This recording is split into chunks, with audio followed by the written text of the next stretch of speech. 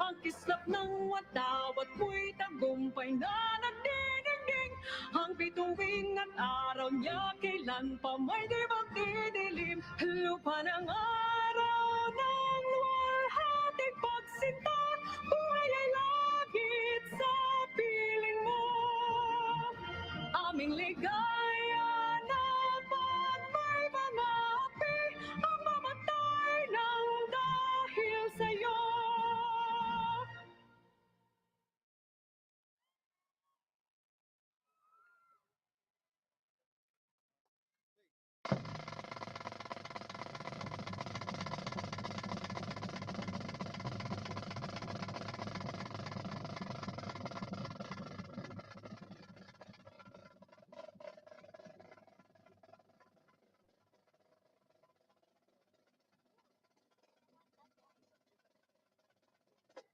Please remain standing for the ecumenical prayer.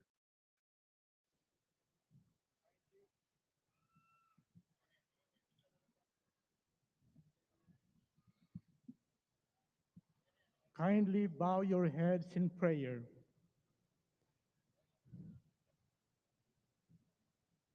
Sa ngalan ng Ama at ng Anak at ng Espiritu Santo. Amen. O Diyos naming maawain at mapagmahal, kami ay nagpapasalamat sa araw na ito na inyong nilikha, puspos ng biyaya para sa mundo at mga Pilipino, kung saan aming tinatanggap ang aming bagong Pangulo. Nawa ang araw na ito ay maghatid ng pagkakataon upang maging ganap ang aming hinahangad na pagkakaisa, kaunlaran at kapayapaan. Maging hudyat nawa ito ng tunay na pagbabago, paglilingkod at pag-asa. Sa ngalan ni Kristo na aming Panginoon, kasama ng Espiritu Santo. Amen. Bismillahirrahmanirrahim. Qala rabbukum ud'uni astajib lakum. Ya Allah, the most gracious and the most merciful, please fill our mind and soul with good health and wellness forever. Bless us and our future leader, Ferdinand Romualdez Marcos Jr., a good health and spirit of wisdom so that he may serve his countrymen. We pray that our nation be crowned with compassion and nurtured by your love. ربنا آتنا في الدنيا حسنة وفي الآخرة حسنة وقنا عذاب النار وادخلنا في جنة مع الأبرار يا عزيز يا غفار يا رب العالمين. Panginoon po naming Diyos, banal ka po at makapangyarihan sa lahat. Pakitanggap po ang aming taos-sa-pusong pasasalamat sapagkat taglay pa naming lahat ngayon ang aming buhay at ang aming lakas. Sasaksihan po namin ang panunumpa ng bagong Pangulo ng aming Republika. Nagmamakaawa kaming lahat na tulungan mo po ang aming Pangulo, maging lahat ng mga nangunguna sa aming pamahalaan, maipatupad ng pantay-pantay lahat ng mga batas, tungo po sa pag-unlad ng aming lipunan. Hinihiling po namin maghari sa amin ang iyong katwiran. Sa ngalan po, Ama, ng aming Panginoong Hesukristo. Amen. Mapagpala po namin Diyos, binabalik po namin ang papuri at pasalamat sa inyong saganang biyaya na sa kabila ng mga krisis, pandemya, kami po ay patuloy na tumitingin na kami po ay merong bagong lipunan na kung saan ang bawat isa sa amin ay magkakaisa upang kami po ay umunlad. Panginoon, inyo pong puspusin ng biyaya ang aming bagong Pangulo. 10 po ng kanyang buong sambahayan at pamilya, gayon din po ang lahat ng mga gabinete, ang kanyang administrasyon. At salamat po na kami ay walang dapat ipangamba sapagkat kayo po'y nangako na kayo po ang sa amin. Ito po ang aming pakiusap sa pangalan po ng aming Panginoong Hesus. Amen. Salamat po, Ama, sa pag-ibig na pinupuno niyo sa puso ng bawat Pilipino. Pag-ibig na maaaring sandalan, gawing pundasyon at balangkas ng aming pagkakaisa. Patuloy niyo po kaming pag-umapawi ng pag-ibig sa bayan, sa inyo at sa aming kapwa. Sa pangalan ng Panginoong Hesus.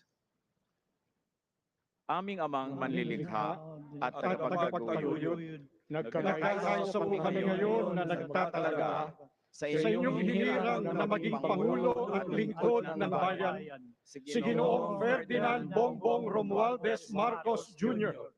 Sa kanyang pamumuno at pamamahala, liwanagan niyo po siya ng inyong maningning na ilaw, kasihan at puspusin ng inyong banal na diwa, lapatan ng inyong mapagpalang kamay, pangunahan at akayin ng inyong makatwirang tinig, at patuloy na pagkalooban ng nag-uumapaw na pag-ibig at pagmamalasakit sa sambayanang Pilipinas.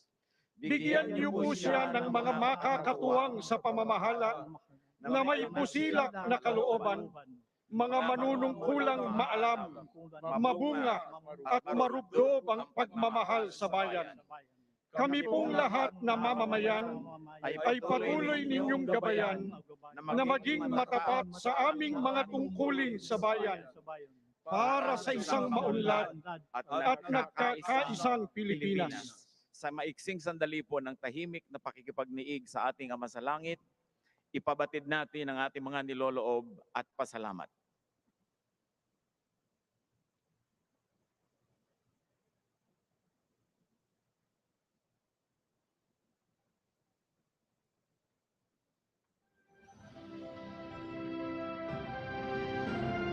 Please be seated.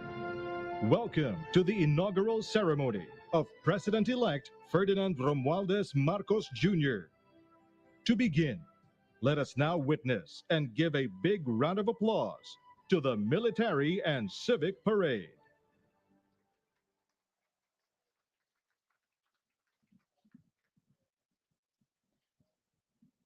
Sa makasaysayang araw na ito, ating binibigyang pugay ang bagong Pangulo ng Republika ng Pilipinas, Pangulong Ferdinand Romualdez Marcos Jr.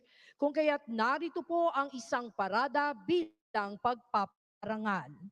Atin na pong tunghayan ng mga tagapangalaga ng bansa, naglilingkod sa iba't ibang larangan, isinasanggalang ang bansa sa anumang pagbabanta.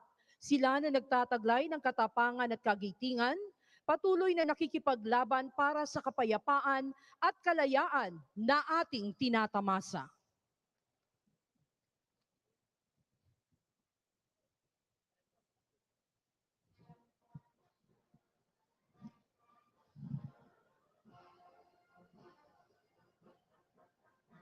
Bumubungad po ang parada na kinabibilangan ng ating core ng mga kadete ng Sandatahang Lakas at Pambansang Pulisya ng Pilipinas, gayon din po ang Tanod Baybayin.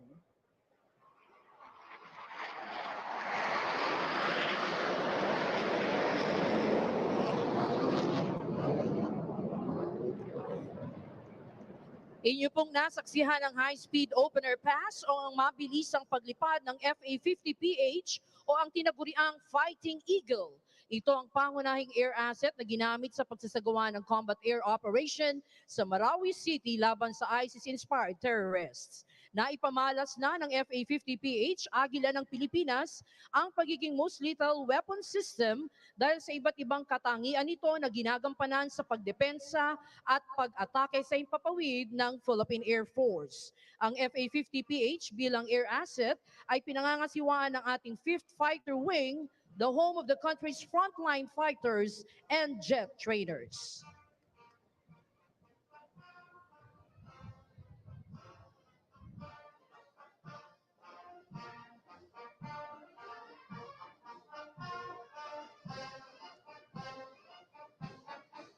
Nangunguna po sa ating parada ang pinagsamang banda ng Sandatahang Lakas ng Pilipinas.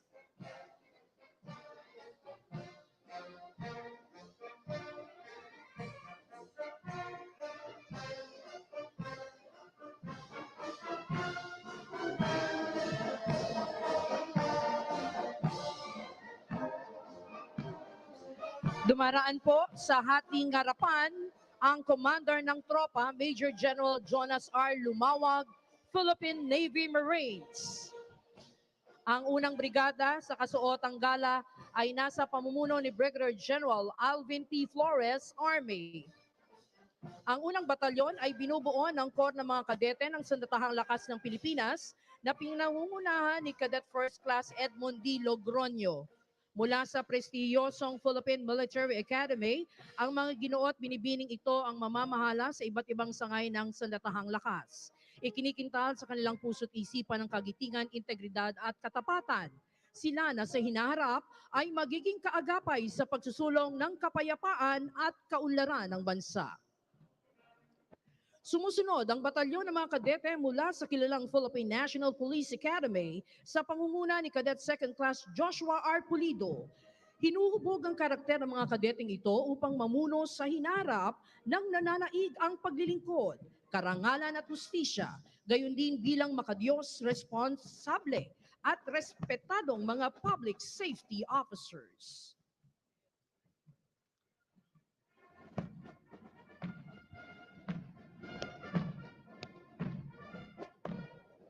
Mangyaring tumayo po ang lahat para sa pagdating ng watawat ng Pilipinas.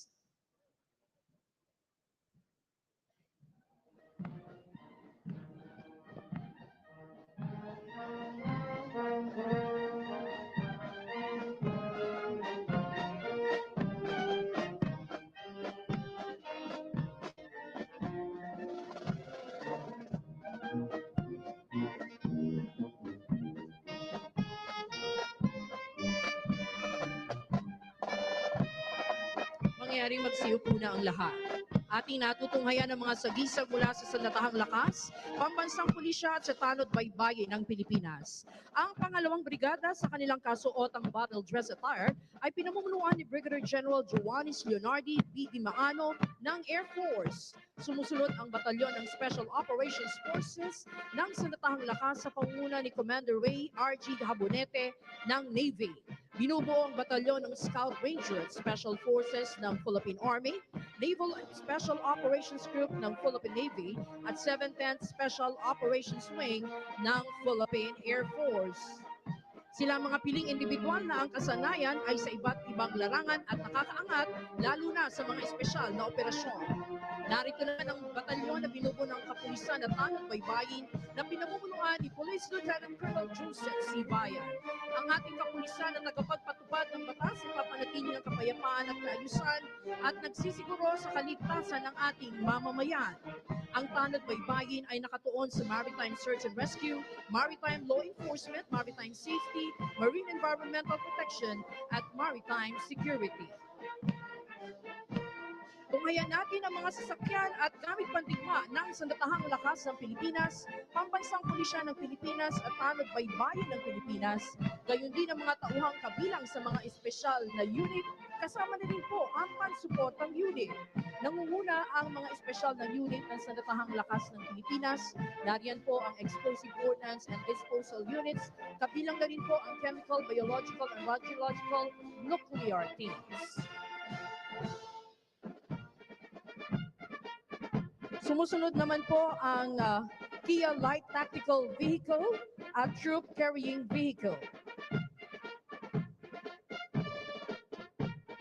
Narito rin po ang 11 Metrong Rigid Hull Inflatable Boat ng Naval Special Operations Group ng Philippine Navy. Ginagamit ito sa mga espesyal na operasyon bilang suporta sa maliitang SEAL operation. Ang tinaguriang combat arm of decision ng Armor Assets. Nangunguna ang Commander B-150 na pangunahing nakadisenyo para sa panloob na operasyong pansiguridad ng bansa. Kasabay ang Simba Armored Fighting Vehicle ng Philippine Army na gumaganap para sa panloob na seguridad.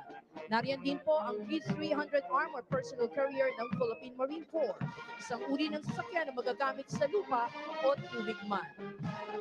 Natutunghayan naman po natin ang artillery assets na binubuo ng mga kanyon ng Sandatahang Lakas ng Pilipinas. Nangunguna ang 20mm M39 anti-aircraft cannons at iniakma ito bilang ground-based weapons mula sa dating F-5 Freedom Fighters aircraft. Sumusunod ang Atmos 155mm howitzer system na binuo bilang shoot and scoot weapon na agarang magre-responde sa mahirap na kalupaan at kritikal na lugar. Kontrolado ito ng electronic suit na may inertial navigation system-based gun laying method at automatic loader.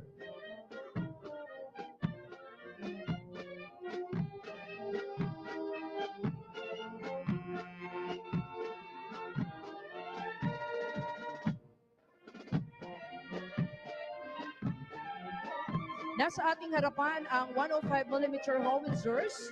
Sumusuporta ang mga ito sa mga puwersang nasa gitna ng operasyong militar. Ang gamit pandigmang ito ay nagbibigay ng close fire support.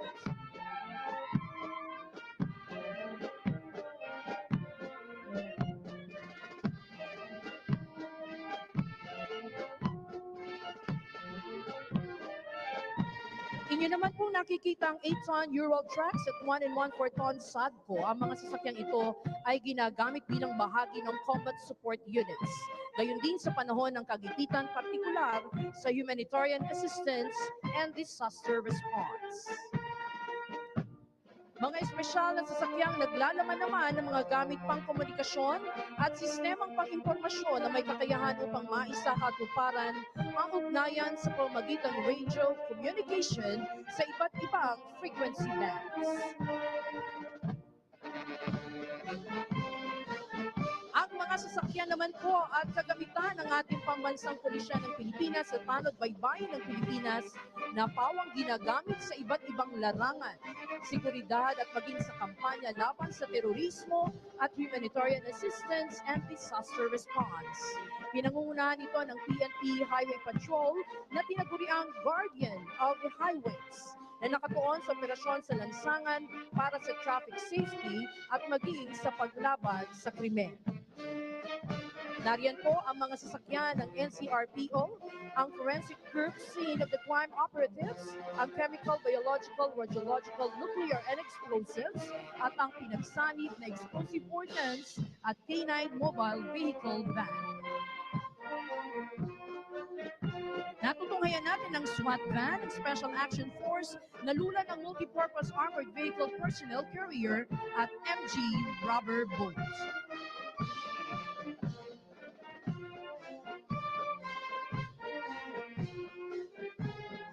Mula naman sa tanod baybayin, nariyan ang bomb squad, ambulance at mga patrol cars.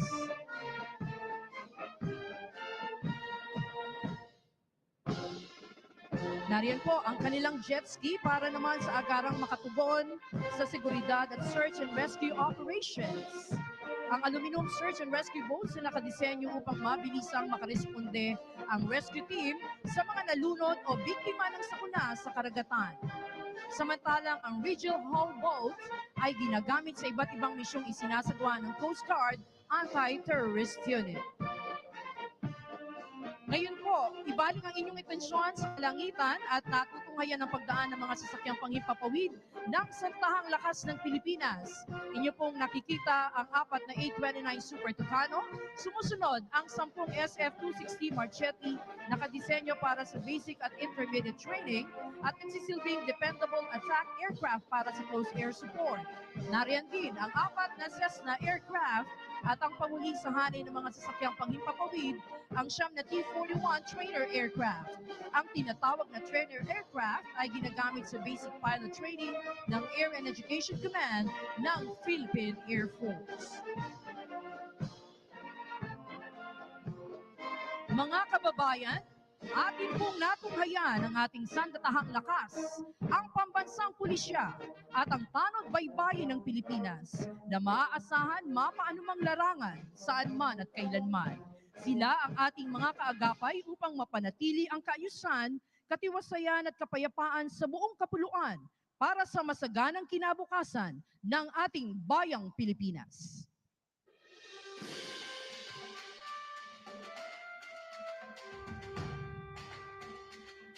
Mula naman sa iba't ibang sektor ng ating lipunan.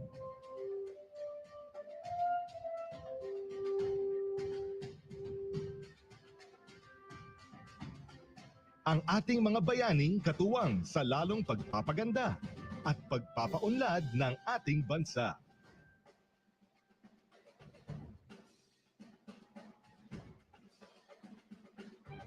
Ang ating mga medical frontliners.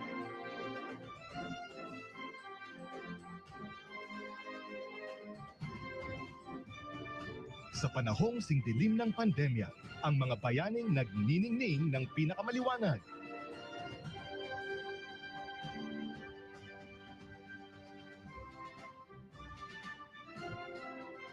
Sila ang ating mga medical at healthcare frontliners.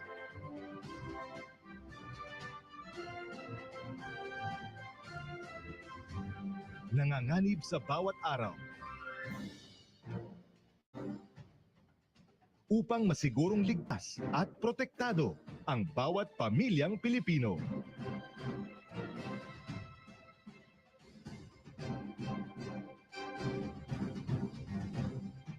Ang ating mga overseas Filipino workers.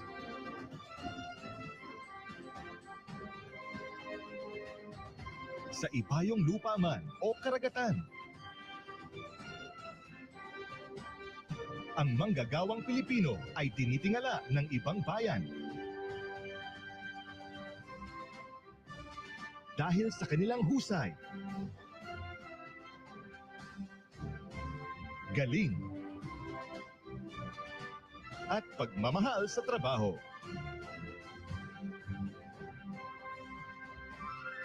Karangal-rangal ang kanilang mga sakripisyo.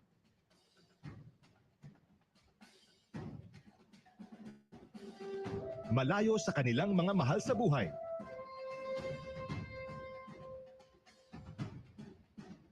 Kapalit ng kanilang di matatawarang kontribusyon sa ating ekonomiya.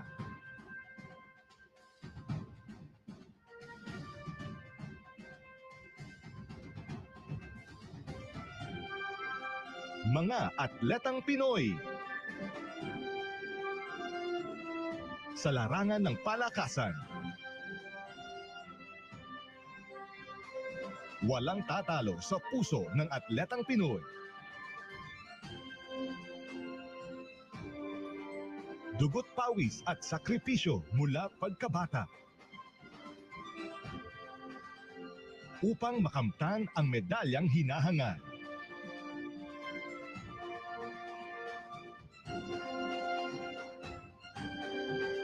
Ang karangalang inyong dala para sa bansa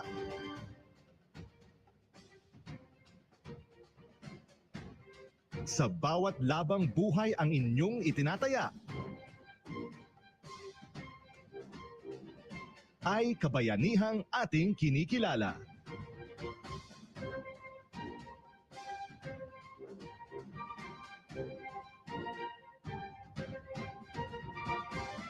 Ang manggagawang Pilipino.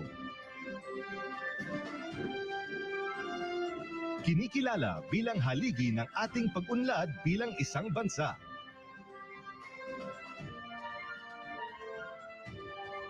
Ang kanilang pagpupunyagi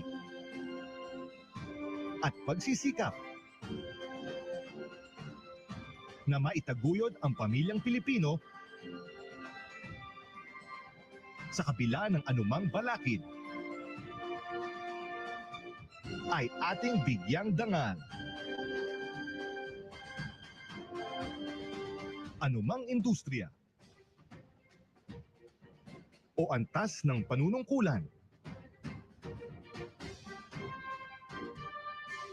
ang bawat manggagawang Pilipino ay bahagi ng pagbabago.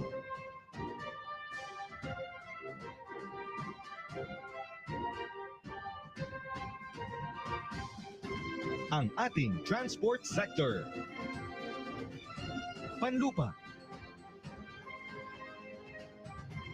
pantubig, o panghimpapawid.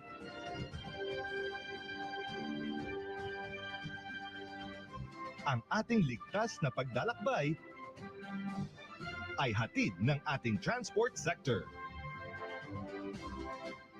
Mula sa mga tsuper, piloto, at flight attendants o mga seafarers at kapitan ng barko. Ang kanilang husay at galing ay katuwang natin sa paglalakbay tungo sa maunlad na bukas.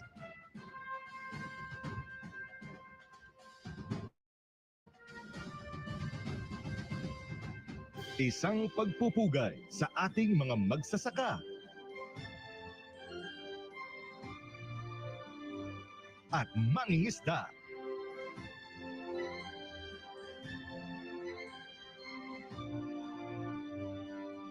Kinikilala natin ang huwarang kontribusyon ng ating mga bayani sa pagpapaunlad ng sektor ng agrikultura.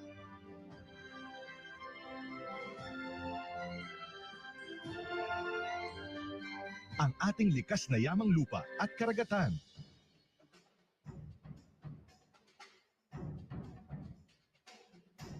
Kasama ang mga makabagong teknolohiya.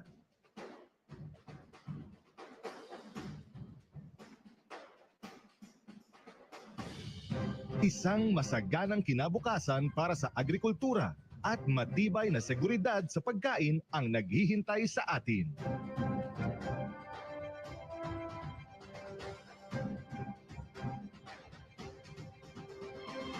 Ang ating Street Management Services Sector. Malinis, ligtas, at maayos na mga kalye at lansangan. Hatid ng ating mga kababayan sa serbisyo.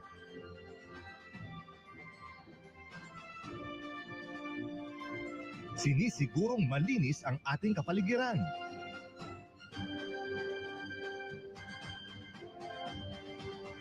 Maginhawa ang daloy ng trapiko.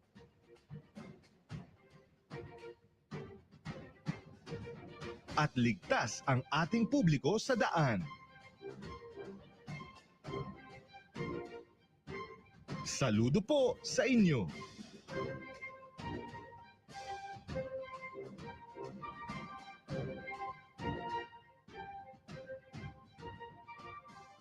Ang ating construction industry. To read the joint resolution from the Senate and House of Representatives, Senate President Vicente Tito Soto III.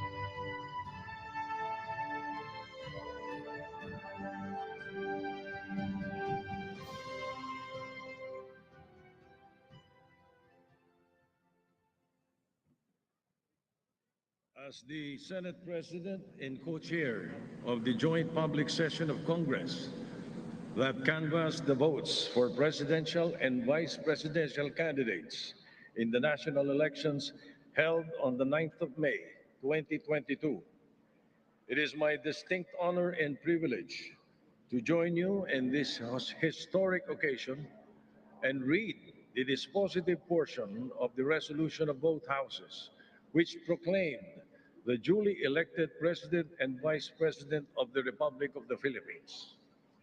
The dispositive portion of the said resolution reads as follows. Resolved further to declare that candidate Ferdinand Bongbong Marcos Romualdez Marcos Jr. and candidate Sara Zimmerman Duterte received the highest number of votes cast for President and Vice President respectively in the national elections held on the 9th of May, 2022, and by virtue thereof, to proclaim Ferdinand Bongbong Romualdez Marcos Jr. as the duly elected President of the Republic of the Philippines, and Sara Zimmerman Duterte as the duly elected Vice President of the Republic of the Philippines.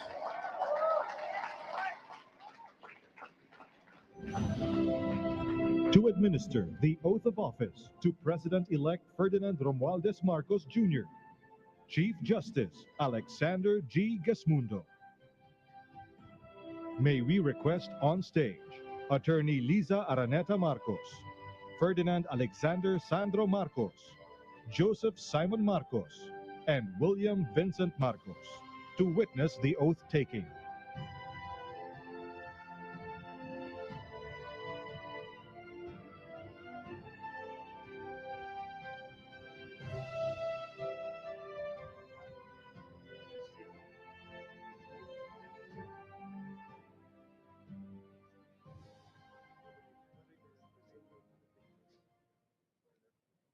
Mangyaring taas ang kanang kamay at wikain ang mga sumusunod.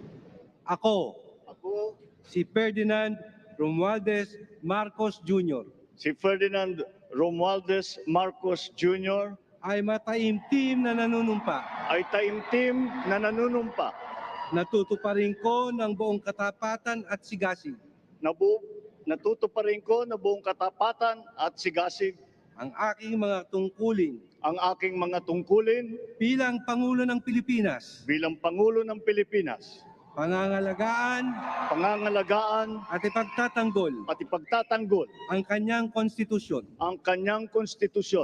Ipatutupad ang mga batas nito. Magiging makatarungan sa bawat tao. At itatalaga ang aking sarili sa paglilingkod sa bansa. Kasinawa ako ng Diyos. Congratulations, Mr. Maraming President. salamat.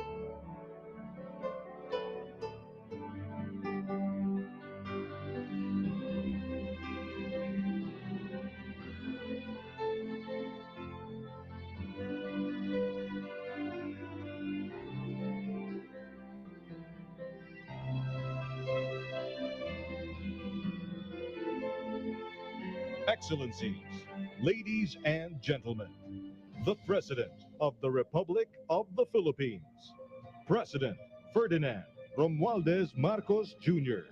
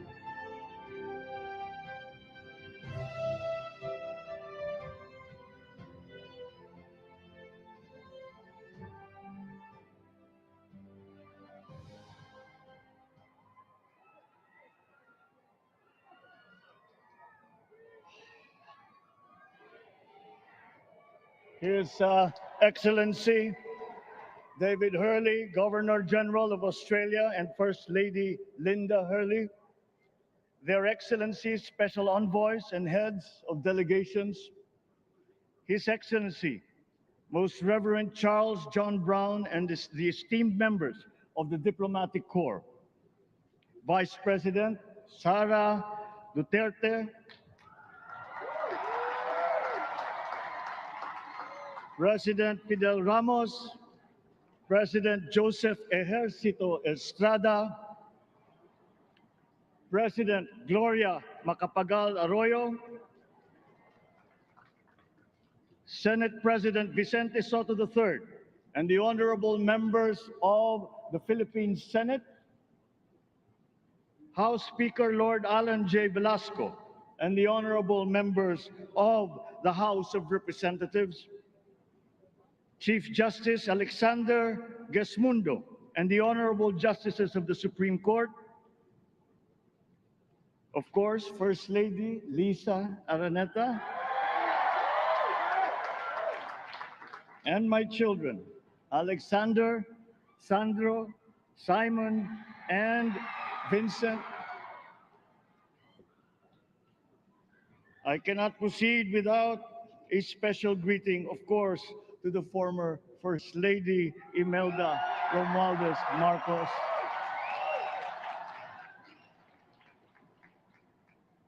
other distinguished guests, ladies and gentlemen, my friends, ang aking minamahal na mga kababayan,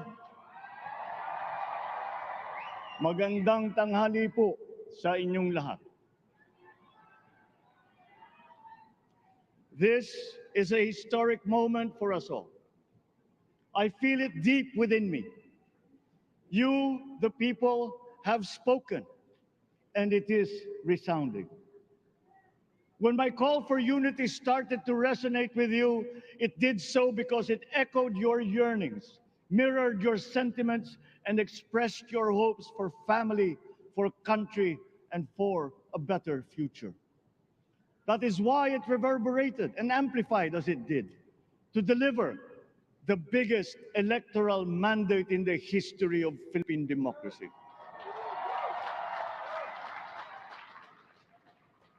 By your vote, you rejected the politics of division. I offended none of my rivals in this campaign. I listened instead to what they were saying. And I saw little incompatibility with my own ideas about jobs, fair wages, personal safety, and national strength, and ending want in a land of plenty. I believe that if we but focus on the work at hand and the work that will come to hand, we will go very far under my watch. You believe that too. At pinakinggan ko ang tinig ninyo na ang sinisigaw ay pagkakaisa, pagkakaisa, pagkakaisa. We will go farther together than against each other, pushing forward, not pulling each other back, out of fear, out of a misplaced sense of weakness. But we are the furthest from weak. The Filipino diaspora flourishes even in the most inhospitable climes, where they are valued for their quality. The changes we seek will benefit all and will shortchange no one. I was not the instrument of change. You were that. You made it happen. I am now. You picked me to be your servant, to enable changes to benefit all. I fully understand the gravity of the responsibility that you've put on my shoulders. I do not take it lightly, but I am ready for the task. I will need your help. I want to rely on it. But rest assured, I do not predicate success on the wide cooperation that's needed. I will get it done. I once knew a man who saw what little had been achieved since independence. in a land of people with the greatest potential for achievement, and yet they were poor. But he got it done, sometimes with the needed support, sometimes without. So will it be with his son. You will get no excuses from me.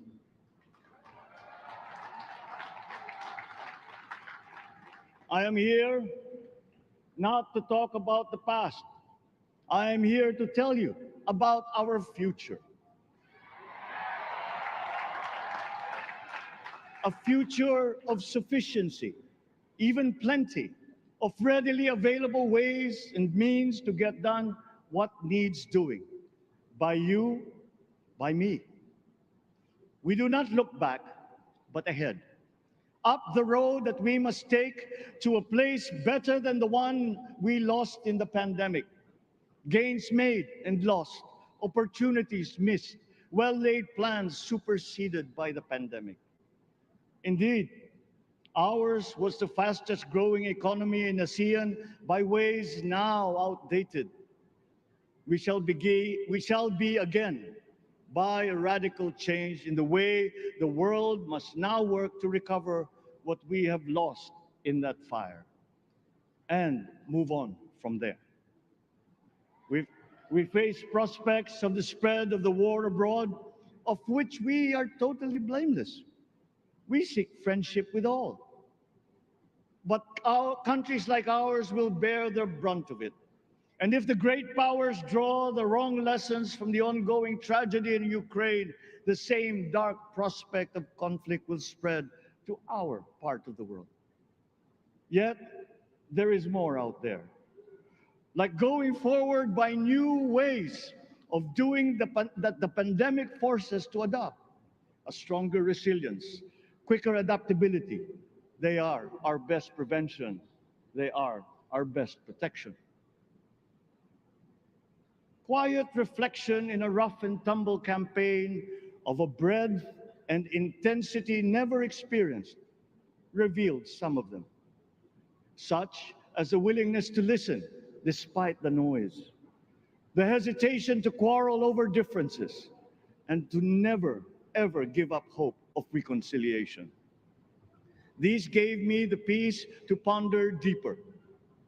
There are hints of a road not taken that could get us out of here quicker to something better, something less fragile.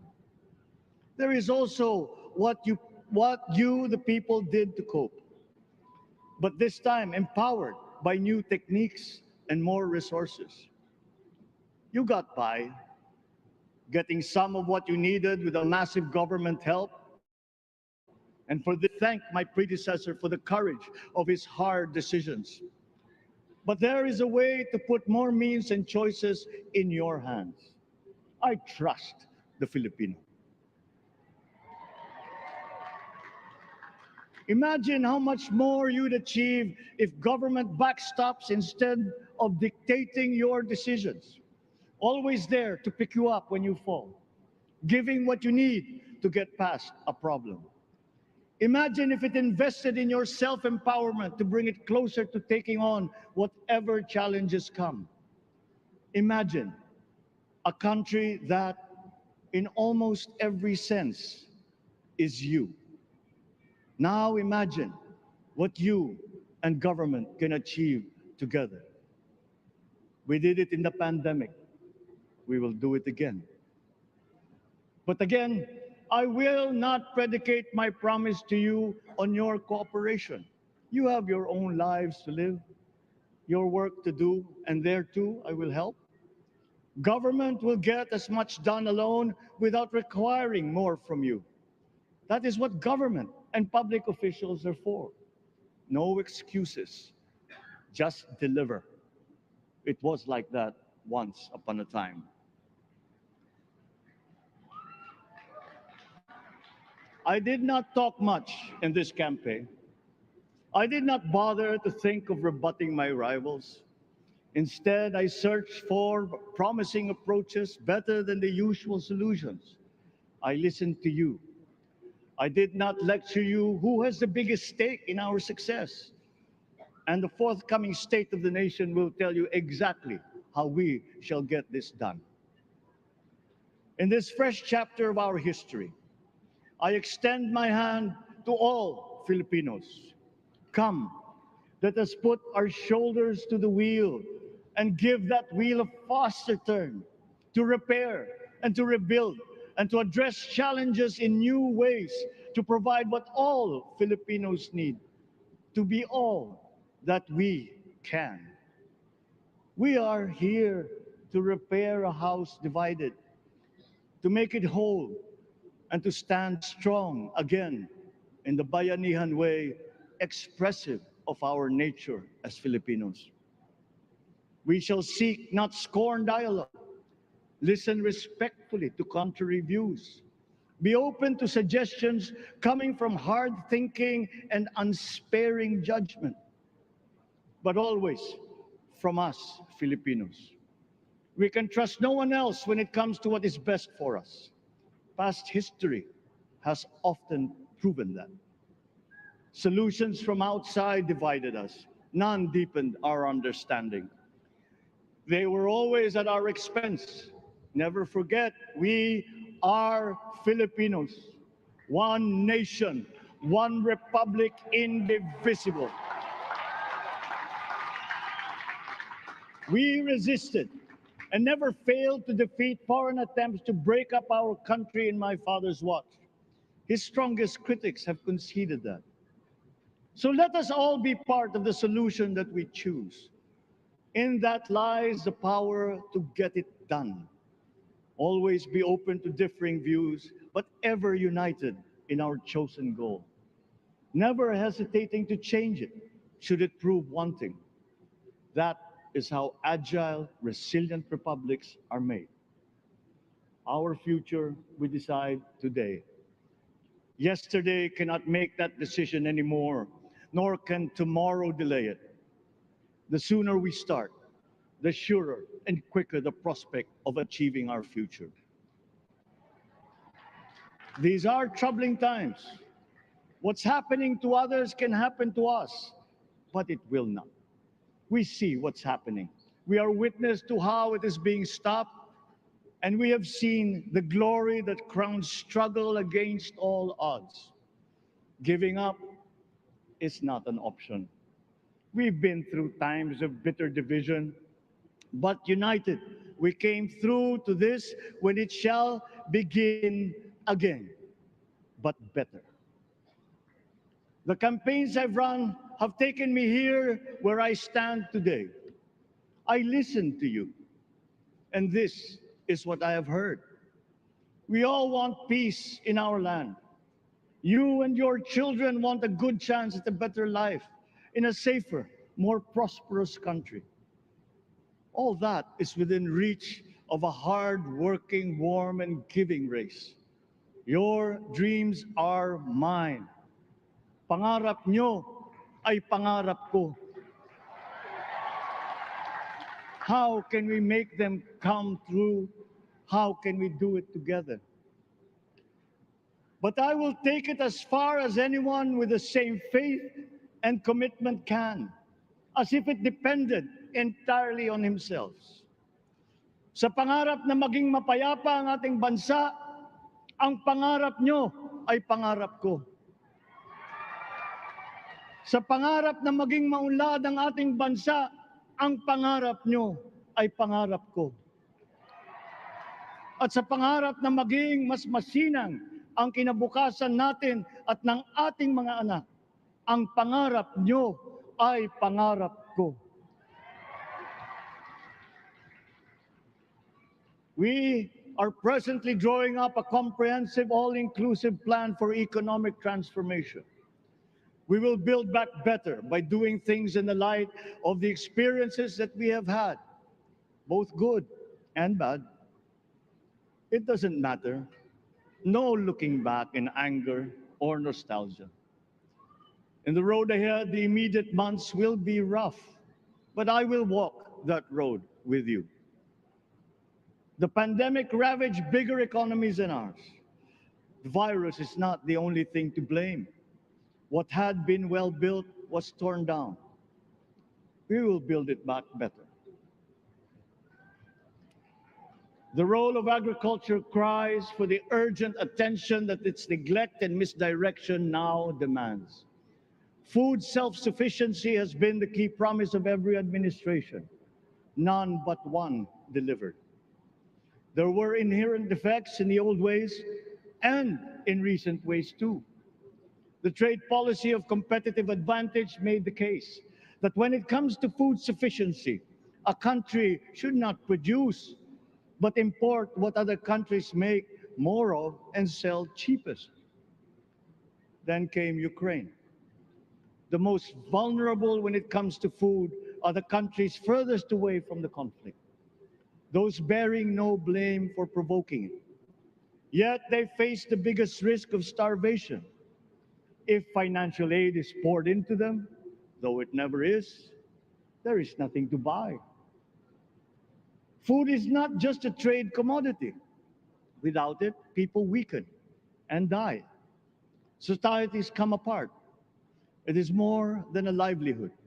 It is an existential imperative and a moral one.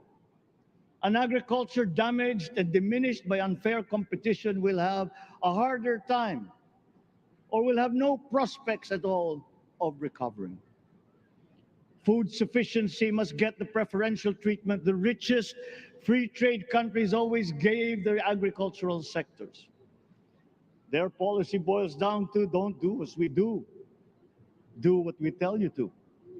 I am giving that policy the most serious thought if it doesn't change or make more allowances for emergencies with long-term effects. There is a parallel problem in our energy supply. Sufficient fossil fuel-free technology for whole economies has yet to be invented. And it is not seriously tried by rich countries. Again, consider the response of the richest countries to the war in Ukraine. But surely, a free world awash with oil can assure supplies. Or we will find a way. We are not far from oil and gas reserves that have already been developed. What we teach in our schools, the materials used must be rethought. I am not talking about history. I am talking about the basics, the sciences, sharpening theoretical aptitude and imparting vocational skills, such as in the German example, alongside the national language with equal emphasis and facility in a global language, which we had and lost. Let us give OFWs all the advantages we can for them to survive and to thrive. Our teachers from elementary up are heroes fighting ignorance with poor paper weapons. We are condemning the future of our race to menial occupations abroad. Then they are exploited by traffickers. Once we had an education system that prepared coming generations for more and better jobs. There is hope for a comeback. Vice President and soon-to-be Secretary of Education, Sara Duterte Carpio, will fit that mission to a T. We won't be caught unprepared, under-equipped, and understaffed to fight the next pandemic. To start with, we never got over the pandemic of poor, if any, free public health. The last major upgrade of a public health system, exemplified by the resources poured into PGH, predates the current shambles by 3 generations. Our nurses are the best in the world.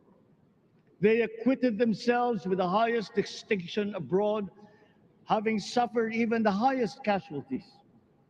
With the same exemplary dedication at home, they just got by. They are out there because we cannot pay them for the same risk and workload that we have back here. There will be changes starting tomorrow. I am confident because I have an OPLE in my cabinet. There were shortcomings in the COVID response. We will fix them out in the open. No more secrets in public health. Remember, I speak from experience. I was among the first to get COVID. It was not a walk in the park. My father built more and better roads, produced more rice than all administrations before his. President Rodrigo Roa Duterte built more and better than all the administrations succeeding my father's. Much has been built, and so well, that the economic dogma of dispersing industry to develop the least likely places has been upturned. Development was brought to them. Investors are now setting up industries along the promising routes built.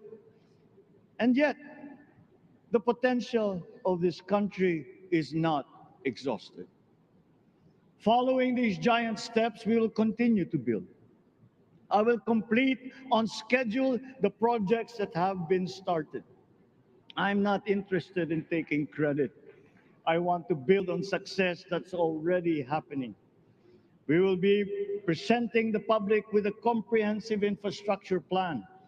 6 years could be just about enough time. No part of our country will be neglected. Progress will be made wherever there are Filipinos, so no investment is wasted. The recovery of Philippine tourism, with its emphasis on accessing nature's beauty, I am sure will exceed expectations. And bigger is not always better, but there's something to be said for economies of scale. And yet the country invites investments in fast-rising industries with quick returns and inflicts irreparable damage for future generations.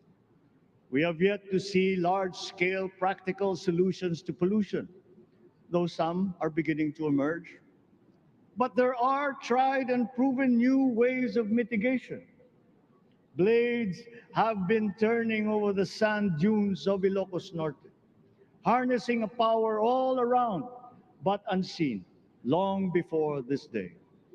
I built them. The rich world talks a great deal, but does a lot less about it than those with much less, but who suffer more death and destruction from climate change and lack of adaptation. We will look to our partners and friends to help the Philippines, who, despite having a very small carbon footprint, is at the highest risk. First, spare victims, then help them recover, and move on to lessen the harmful impact of climate change. We too have our part to play. We are the third biggest plastics polluter in the world, but we won't shirk from that responsibility. We will clean up.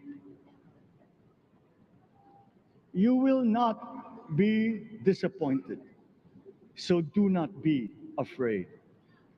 With every difficult decision that I must make, I will keep foremost in my heart and in my mind the debt of gratitude I owe you for the honor and responsibility that you have conferred on me.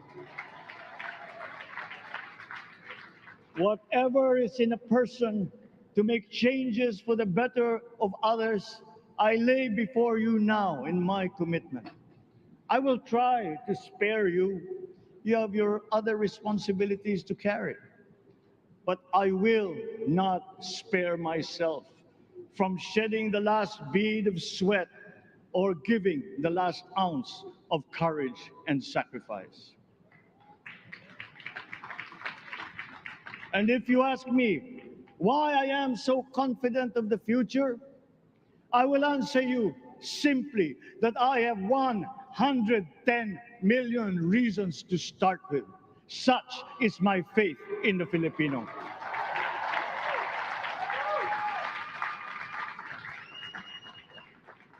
Believe, have hope. The sun also rises like it did today and as it will tomorrow. And as surely as that, we will achieve the country all Filipinos deserve. God bless the Philippines. God bless our work. Maraming salamat po sa inyong lahat. Mabuhay ang Pilipinas. Magandang tanghali po.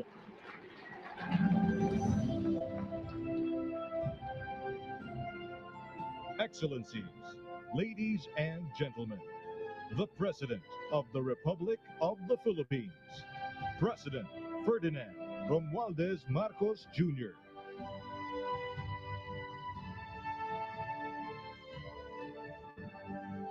We will now have a photo opportunity with President Ferdinand Romualdez Marcos Jr. May we invite the first family on stage.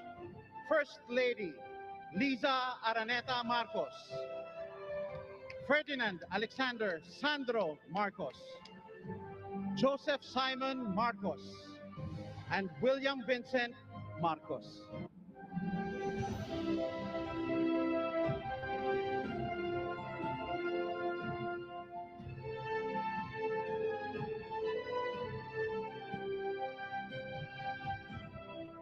May we now request Vice President Sara Duterte to join the first family.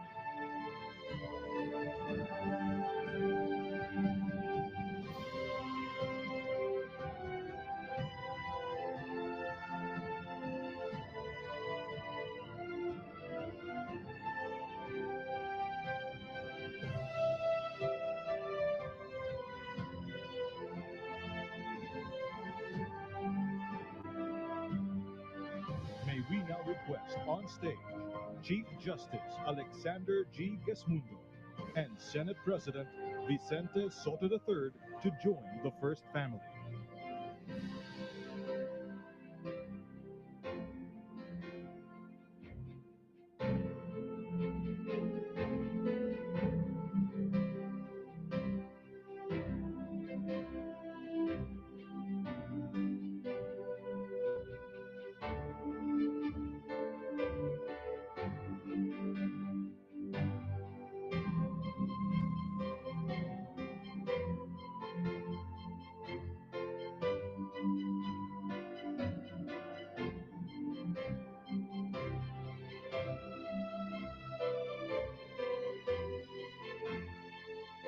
May we now request Madam Imelda R. Marcos, Senator Amy Marcos, and Ms. Irene Marcos Araneta to join the first family.